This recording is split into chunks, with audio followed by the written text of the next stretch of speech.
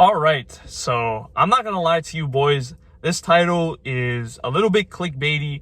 I'm actually for the argument that martial arts does work when it comes to self-defense. Now, this kind of excludes using weapons. So if some dude is trying to use a gun on you and you're trying to just be in your boxing stance and you're trying to like slip those bullets, that may not work the best for you. I'm not going to lie to you.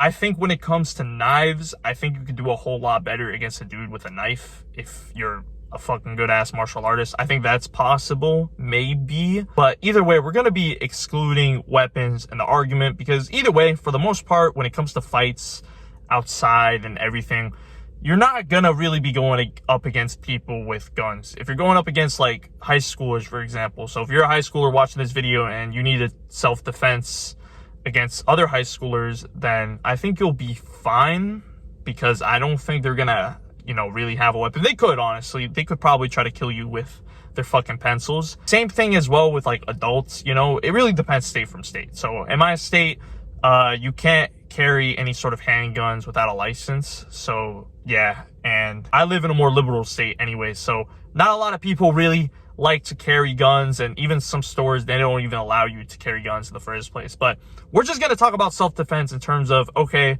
there's a dude that's trying to attack you with his fucking bare hands, and I think martial arts does really help when you think about it. Now, I'm not going to talk about in terms like, if you've been training for like, what, 3-4 months, and you've been going to like a cardio boxing class, or the gym you've been going to is specifically designed for self-defense, then no, you're probably going to get your ass kicked, okay? I'm talking about in terms of like, you've been training at some boxing gym for 1-2 years, you've been taking up a couple of amateur matches, and in general, you just have good technique. So let's start off with boxing. So with boxing, obviously we know that you have this huge advantage when you know how to throw punches properly. A lot of people don't know how to throw punches properly. They throw punches like this, or maybe they like try to slingshot their punch, go like this, or I see people like fight like this, and like trying to go like this, and I'm like, what the fuck are you doing, bro?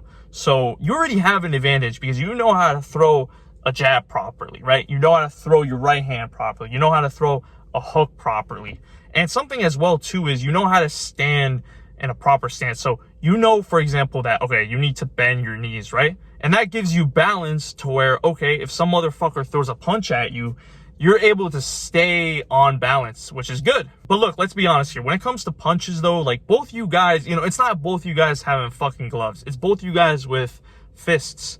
So even if this dude doesn't know how to throw punches properly, if he throws one actually decent punch at you and it hits your chin, I mean, you're probably going to end up going to sleep. So I wouldn't say that you have the biggest advantage when it comes to boxing alone. Now, when it comes to kickboxing, that's a whole different story because now you have kicks that come into play. And if you know the human body, if you know human anatomy and you know where to throw kicks, it's game over. So for example, if you want to do a low kick and you're trying to aim for the fucking dude's thigh, right? He's probably not gonna fucking expect that. And if you know how to kick properly, if you know how to rotate your hips and everything like that, he's gonna experience a fuck ton of pain. Actually, his leg might not work. He may end up just fucking going to the ground just in complete shock because he probably did not expect you out of nowhere to fucking throw a kick. Now, when it comes to calf kicks, now, I don't know if you're going to end up throwing calf kicks in a fight, but imagine that you end up throwing them and you're just throwing a whole bunch of fucking calf kicks. Hey, you might end up causing a lot of damage to them because we know with calf kicks, like,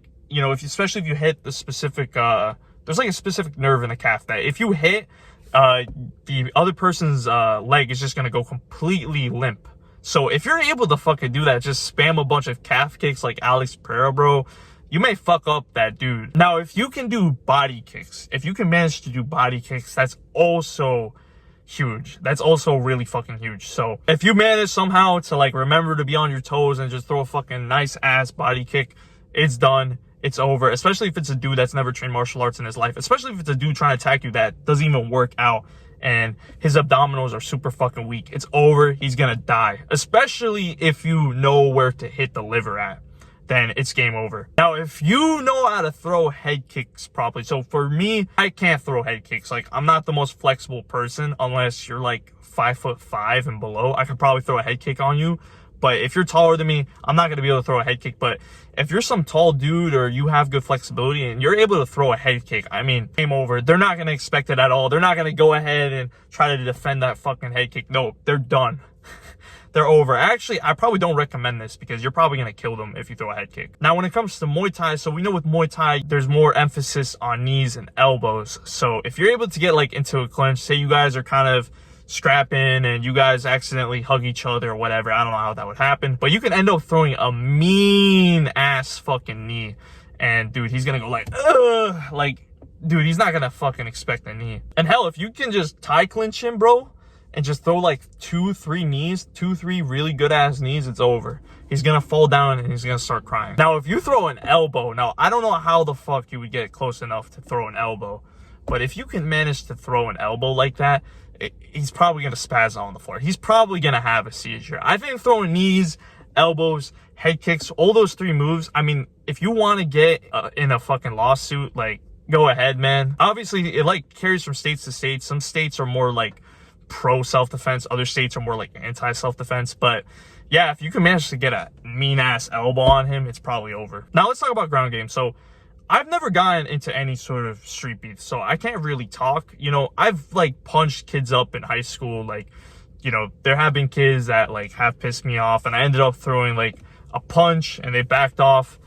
I've like been in those sort of altercations. I've never been in an altercation where a dude's like really trying to fight me in the streets. And I think one of the like rules is not to have the dude get into the ground with you. So we're not going to speak about like actually getting into the ground and trying to choke him out with some sort of triangle choke or trying to do a double leg, because I don't think you want to be on the ground either way when it comes to a street fight. But there are things you can do while standing.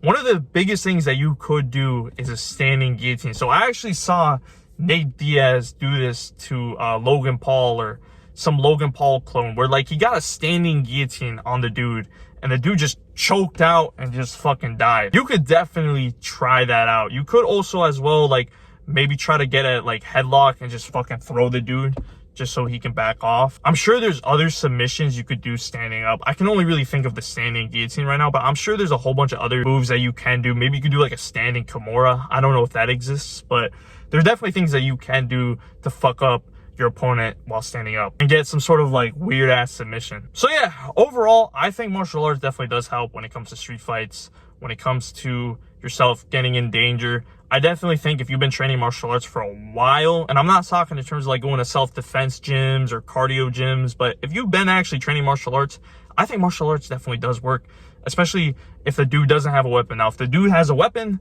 that's a different story. But besides that, I genuinely do believe that martial arts does work. Now, I've just built a Discord community for martial artists to like looking to dominate in competition. So link is in the description below, and I hope to see you there, man.